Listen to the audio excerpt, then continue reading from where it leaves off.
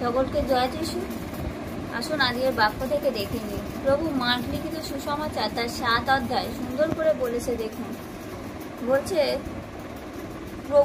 প্রভুর কয়েকজন শিষ্য জিজ্ঞাসা করছে, আচ্ছা প্রভু, অশুচি আর অধৌত হস্তে আহার করিতেছে ওরা, পরম্পরাগত বিধি মান্য করায় ভালো করিয়া হাত না ধুইয়া আহার করে না, আর বাজার হইতে আসিলে তাহারা স্নান না করিয়া আহার করে না। তাহারা অনেক বিষয় মানিবার আদেশ প্রাপ্ত হয়েছে, যথা ঘটি, ঘড়া, পিতলে নানা পাত্র ধৌত করা।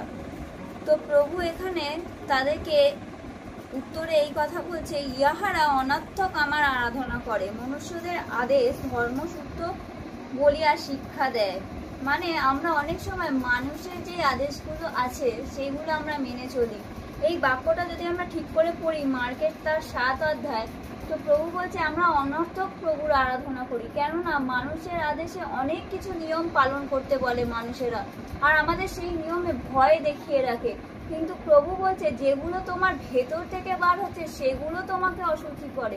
কখনো যেগুলো আমরা বাইরের কাজকর্ম করছি, মানে যা কিছু যেগুলো আমাদের না স্নান করে হয়তো প্রার্থনায় যাওয়া যাবে না, বা না স্নান করে হয়তো আমাদের খাওয়ার অনেকে খেতে দেওয়া হয় না হিন্দু পরিবারে, কিন্তু প্রভু এখানে সেগুলো বলেনি। কিন্তু তারপরে 21 পদে যেটা লেখা আছে, তোমাদের অন্তঃকরণ হইতে কুচিন্তা, বেশ্যাগমন, চৌর্যা, নরহত্যা, ব্যভিচার, লোভ, দুষ্টতা, ছল, লম্পটতা, কুদৃষ্টি, নিন্দা, অভিমান ও মূর্খতা, এই সকল বিষয়ে মন্দ বিষয়গুলো বাহির হয়, আর সেগুলোই মানুষকে অশুচি করে।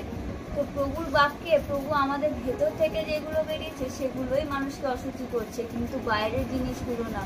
সকলে বুঝতে পেরেছে, বিশ্বাস করে, তাই সকলকে জয় যিশু। আমেন।